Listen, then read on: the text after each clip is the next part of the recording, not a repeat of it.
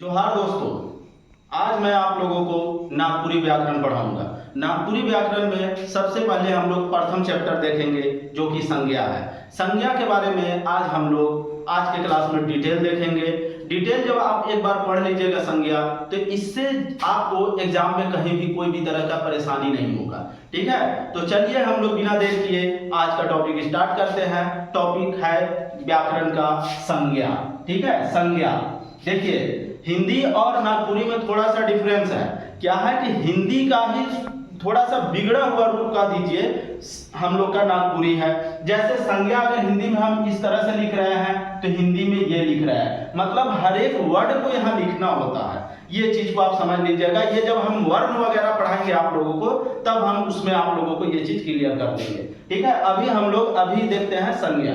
तो संज्ञा की परिभाषा हम लोग देखते हैं। तो संज्ञा की परिभाषा क्या है? कोनो जिनिस, नाव, ठाव चाहे भाव मनक नाव के संज्ञा कहल जाएगा। ठीक है, अब देखिए यहाँ पे क्या आया, चार वर्ड आया। इन चार वर्ड को आप याद रखिएगा, जिनिस, नाव, ठाव और भाव, ये चार वर्ड है। ठीक है, अब यहाँ पे जिनिस किसको कहते हैं? तो जिनिस वस्तु को कहते हैं। ठीक है, जिनिस अर्थात वस्तु, नाव अर्थात नाम, ठाव अर्थात स्थान और भाव अर्थात भावना। ठीक है, जो अंदर से निकलती है वो भावना की बात हो रही है।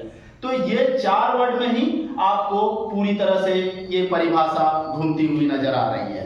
ठीक है, अब एक एक करके हम ये चार वर्ड जो है उसको डिटेल से देखते हैं। जिनिस का नाम अर्थात वस्तु का नाम। वस्तु का नाम में इस संसार में जितने भी वस्तु पाए जाते हैं सभी के सभी क्या है? संज्ञा है। ठीक है, आप कुछ भी कर सकते हैं। जब देखिए यहाँ पे दो एग्जांपल दे दिए हैं, गाड़ी है, पहाड़ है, घर है, घोड़ा है, इस तरह से कुछ भी जो आपका संज्ञा हो जाएगा। ठीक है, और इसमें जिनिस का नाम होगा। इसी तरह आप देख लीजिए ठाव का नाम। ठाव अर्थात स्थान का नाम, स्थान या जगह का नाम। तो जगह के नाम में आप कोई भी जगह आप कर सकते हैं। एग्जाम्पल के लिए रांची, गुमला, खूंटी, दिल्ली वगैरह वगैरह, ये सब आ जाएगा आपका ठाव के नाम में। अब देखिए आदमी का नाम, जो नाम था ना, तो नाम में आदमी का नाम। ठीक है, तो आदमी का किसी भी प्रकार का नाम हो सकता है, कुछ भी नाम हो सकता है, जैसे मंगरा, बुधवा, तेतरी वगैरह, कुछ भी नाम। तो ये सभी आपका संज्ञा की परिभाषा हो जाती है। नेक्स्ट है भाव का नाम। भाव के नाम में क्या आ जाएगा? अब देखिए भाव, भाव कहने का अंदर क्या है? भाव को कोई देख नहीं सकता, कोई छू नहीं सकता, ये अंदर की बात है। ठीक है, अंदर से जो भावना निकलती है उसी को भाव कहते हैं। अब भाव में क्या है? भाव जैसे बुढ़ारी, बुढ़ारी कोई दिखने वाला चीज थोड़े है, मतलब उसको अंदर की बात है। ठीक है, या जैसे हमको मान लीजिए दुख हो रहा है, तो दुख कोई दिखने वाला बात थोड़े ही है। प्यार, प्यार कोई देखने वाली बात थोड़ी है। तो ये सब भाव की जो बात हो रही है, तो ये सब भाव के नाम को भी हम लोग संज्ञा कहते हैं। ठीक है, अब हम लोग आगे देखते हैं संज्ञा के भेद। तो संज्ञा के कितने भेद होते हैं? तो संज्ञा के 5 भेद होते हैं। कौन कौन सा? व्यक्तिवाचक संज्ञा, जातिवाचक संज्ञा, भाववाचक संज्ञा, समूहवाचक संज्ञा और द्रव्यवाचक संज्ञा। ठीक है, हिंदी की तरह ही इसमें भी 5 भेद होता है। हिंदी में भी यही भेद होता है, नागपुरी में भी यही भेद होता है। ठीक है, अब व्यक्तिवाचक संज्ञा क्या कहता है? जिस शब्द से कोनो खास व्यक्ति का बोध हो। ठीक है, किसी खास व्यक्ति, मूढ़ व्यक्ति का बोध होता है, उसे व्यक्तिवाचक संज्ञा कहते हैं। ठीक है, अब व्यक्तिवाचक संज्ञा हम क्या कहें? किसी खास आदमी के बारे में बोध कराता है। तो अब वो खास आदमी कौन सा होगा? तो वो खास आदमी, ठीक है, खास आदमी या व्यक्ति, व्यक्ति में मतलब सारे कुछ आ जाएगा। ठीक है, तो उस किसी खास का बोध कराता हो उसे व्यक्तिवाचक संज्ञा कहते हैं। जैसे अगर हम आदमी की बात करें तो आदमी में राम एक खास आदमी है, सोहन एक खास आदमी है।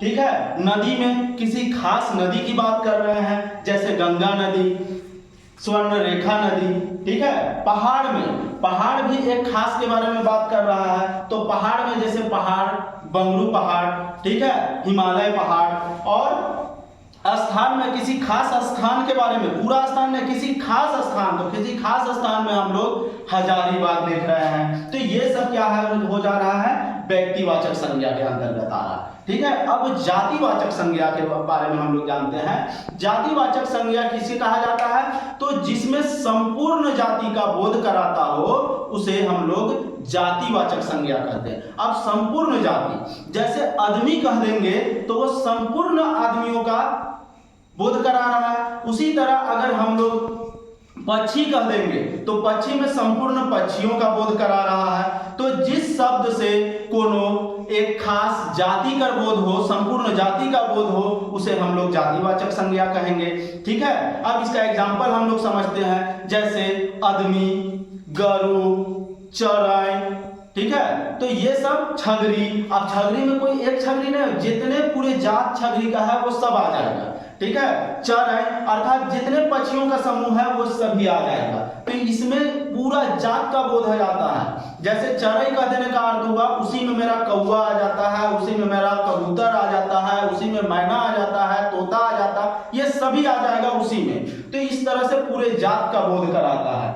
ठीक है। नदी कह देने से कौन सी नदी, यहाँ पे डायरेक्ट क्लियर नहीं हो रहा है। यहाँ पे नदी पूरी जात का बोध करा रहा है, ना कि स्वर्ण रेखा या गंगा या ब्रह्मपुत्र वगैरह किसी एक का बोध नहीं करा रहा है, संपूर्ण नदी जात का बोध करा रहा है। ठीक है। तो इस तरह से जातिवाचक संज्ञा हो गया। बहुत हार्ड नहीं है, बस एक बार आप लोग देख लीजिए, यहाँ से किसी भी तरह की परेशानी नहीं होगी। और अगर आप लोगों को कहीं परेशानी हो तो आप लोग बताइएगा, इसे और अच्छे तरीके से आप लोगों को बताया जाएगा। ठीक है। चलिए नेक्स्ट हम लोग देखते हैं भाववाचक संज्ञा।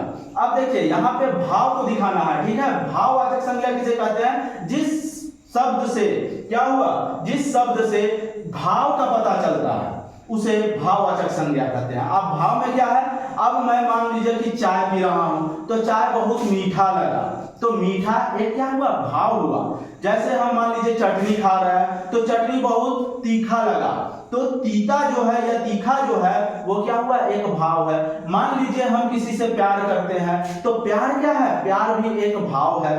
ठीक है। हम किसी से लड़ाई झगड़ा कर लिया और दुखी होकर बैठ गए तो दुख जो है वह भी एक भाव है। तो इस तरह से जो देखा जाए तो तीता, खीस, प्यार, दुख, ये सभी क्या आ जाएगा, भाववाचक संज्ञा के अंतर्गत आएगा। ठीक है। अब हम लोग नेक्स्ट बात करते हैं, नेक्स्ट भेद का समूहवाचक संज्ञा। अब समूहवाचक संज्ञा में ऐसा शब्द जिससे समूह का बोध कराता हो, ठीक है, समूह का बोध कराता हो, उसे हम लोग क्या कहते हैं, समूहवाचक संज्ञा कहते हैं। तो समूहवाचक संज्ञा में क्या हो जाएगा, जतरा। तो जतरा में, जतरा कह देने का अर्थ हुआ पूरे वहां जतरा में जो भी सामान है, खरीदने बिकने वाला या जितने भी लोग हैं, उन सभी का समूह को हम लोग जतरा कहते हैं। टीम में सिर्फ एक खिलाड़ी नहीं होता है, 11 खिलाड़ी खेलने वाले होते हैं, मैनेजमेंट वाला होता है, और फिर अदर खिलाड़ी जो बैठे हुए होते हैं उन सभी को मिला के टीम कहा जाता है। तो टीम वगैरह जो हो गया ये भी मेरा क्या आया, समूहवाचक संज्ञा के अंतर्गत आता है। नेक्स्ट अगर हम लोग परिवार की बात करें तो परिवार में कोई अकेला व्यक्ति परिवार नहीं बनाता, व्यक्तियों का समूह जो है वह परिवार कहलाता है। तो व्यक्तियों के समूह को हम लोग किसमें रखेंगे, समूहवाचक संज्ञा में रखेंगे।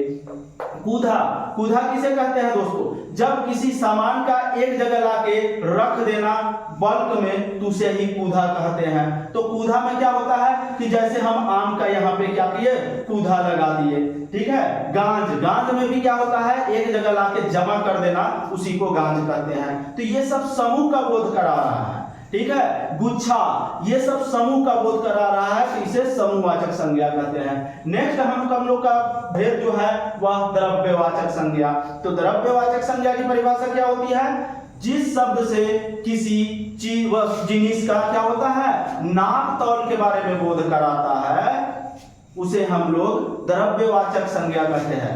नाप तौल, ठीक है, याद रखिएगा, नाप तौल, जिसको नापा जा सकता है, तौला जा सकता है, तो या इस तरह की बात आए तो उसे हम लोग द्रव्यवाचक संज्ञा कहते हैं। जैसे अम्बा, अम्बा, अम्बा अर्थात आम। आम को क्या करते हैं हम लोग, जब आम खरीदने जाते हैं तो हम लोग बोलते हैं 1 केजी आम दो, अर्थात तौला जा रहा है। हम लोग जैसे दूध लेने जाते, पेट्रोल लेने जाते हैं तो बोलते हैं 1 लीटर पेट्रोल दो, तो देखिए इसे तौला जा रहा है। ठीक है। नापा और तौला जिसको जाता है उसे द्रव्यवाचक संज्ञा के अंतर्गत कहते हैं, ठीक है दोस्तों।